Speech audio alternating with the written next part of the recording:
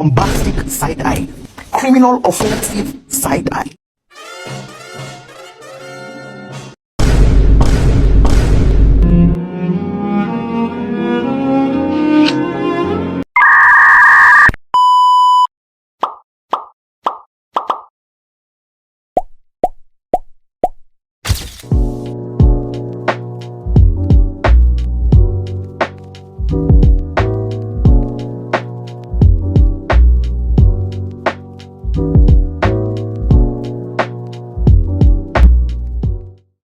Assalamualaikum warahmatullahi wabarakatuh. Saya Nova dari kelas 12 TKJ 2 ingin mewawancarai alumni TKJ yang sekarang sudah bekerja. Sebelum mewawancarai, mari kita perkenalan terlebih dahulu. Perkenalkan, saya Khofifah Dewi Saputri, alumni TKJ angkatan 9. Sekarang sudah bekerja di MI Al Mubarok. Kita ada beberapa pertanyaan untuk Kak Devi ya. Yang pertama, apa kesan Anda saat menjelang lulusan kelas 12? Kalau kesan pertama kali untuk anak yang di fase mau lulus ya, pasti yang dipikirkan ya senang, apalagi pikirannya setelah lulus nanti mau kuliah, antara kuliah atau bekerja atau menikah mungkin lah.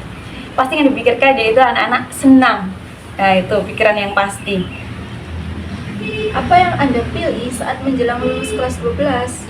Kalau yang dipilih yang pertama, teman-teman harusnya itu musyawarah dulu terhadap keluarganya. Kalau saya musyawarah terlebih dahulu ke orang tua, enaknya gimana nanti. Kalau saya dulu itu bilang orang tua pengennya gimana dan saya pengennya gimana, nanti dicari titik temunya seperti itu.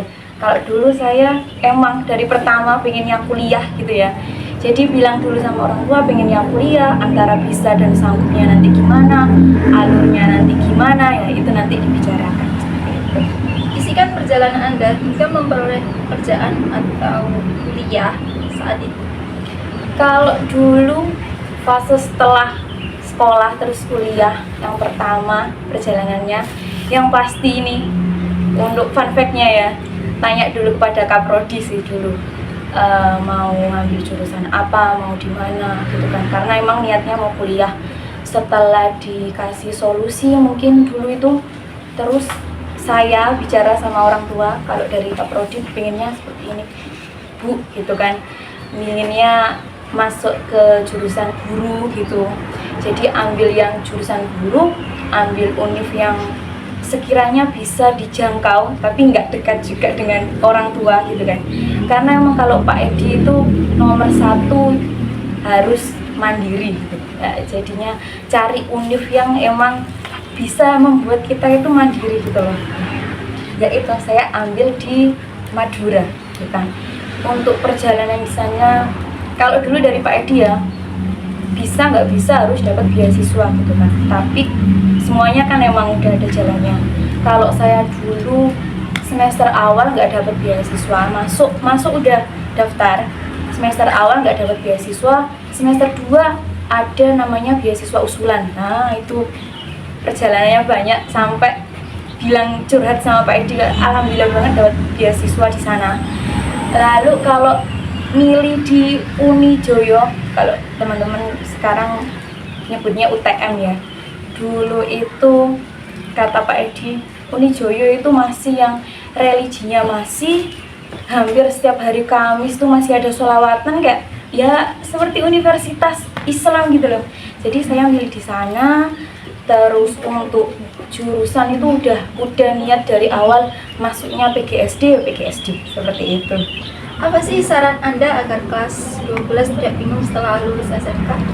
Kalau saran saya dari awal mungkin dibicarakan dulu dengan orang tua, itu yang penting. Karena kalau mengingat teman-teman saya sekarang, ada yang namanya, kalau katanya ya, kata temen ya, salah jurusan seperti itu. Sebenarnya nggak ada yang namanya salah jurusan ya, apalagi sudah sampai pertengahan semester, mungkin semester 3, semester 4, sulit-sulitnya kuliah itu semester 5, dan merasa salah jurusan itu menurutku hal yang sebenarnya nggak harus sih. Karena emang dari awal kalau jurusan, kalau anak-anak sekarang ini ya, lebih penting jurusan itu dari teman-teman sendiri gitu.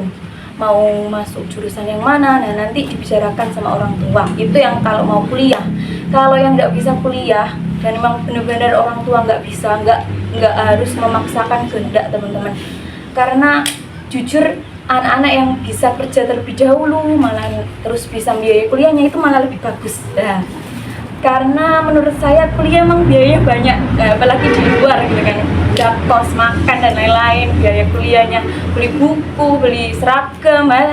Kalau di univ yang nggak berpendidikan sih masih los gitu kan, mau pakai baju yang gimana, style setiap harinya casual kayak gimana. Kalau di pendidikan masih yang beli BDH, beli batik sama. Itu kalau di univ saya seperti itu.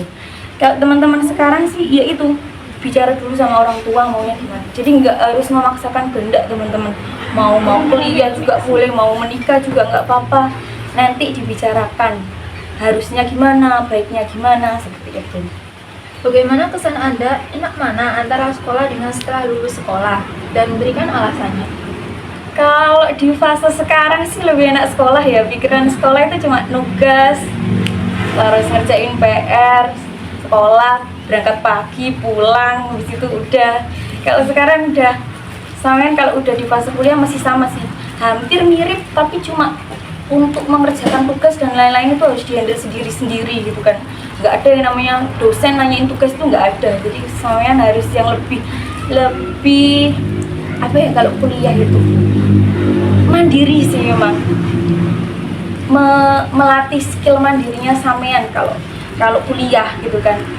Tapi kalau kerja kan itu lebih keren lagi kalau menurut saya. Tapi sekarang sih teman-teman ya, sekolah itu kan untuk mempersiapkan ya, jadi teman-teman harus benar-benar prepare. Sekarang dunia kerja, dunia kuliah juga banyak persaingannya. Kuliah juga nggak sekarang jangan yang ambil kuliah di sini jauh enak, kuliahnya bagus, nggak.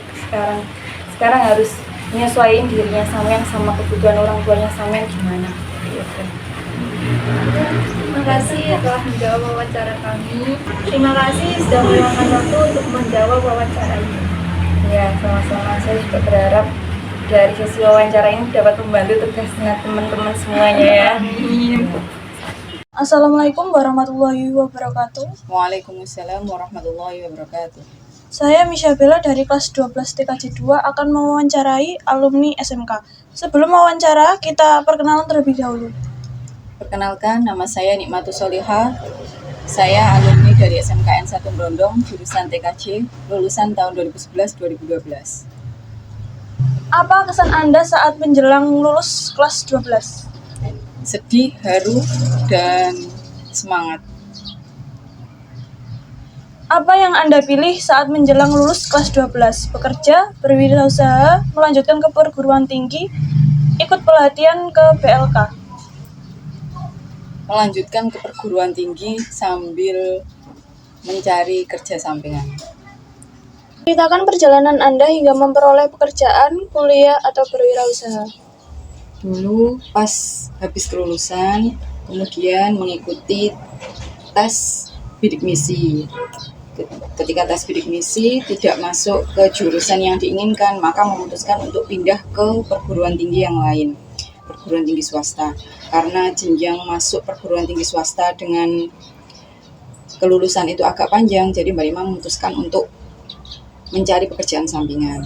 Mencari pekerjaan sampingan itu nggak semata-mata langsung diterima, mencoba sampai 5 surat lamaran dan yang terakhir baru keterima. Itu keterimanya alhamdulillah di di desa sendiri, di desa Sedayu Lawas, jadi TU dan guru pendamping. Nah, kemudian setelah menjadi TU dan guru pendamping selama 2 tahun, sama disambi-sambi dengan online, Mbak Rima memutuskan untuk membuka usaha sendiri, buka toko di pasar. Sekitar kurang lebih 4 tahun, memutuskan untuk membuka butik di rumah. Dan alhamdulillah setelah itu bisa punya merek dan punya customer yang alhamdulillah sudah sampai saat ini. Apa saran Anda agar siswa-siswi kelas 12 tidak bingung setelah lulus SMK? Semangat, kemudian lebih memanfaatkan sosial media dengan baik, karena zaman sekarang ini semua itu di dalam sosial media semua bisa menghasilkan uang. Jadi harus memanfaatkan dengan baik apa itu sosial media.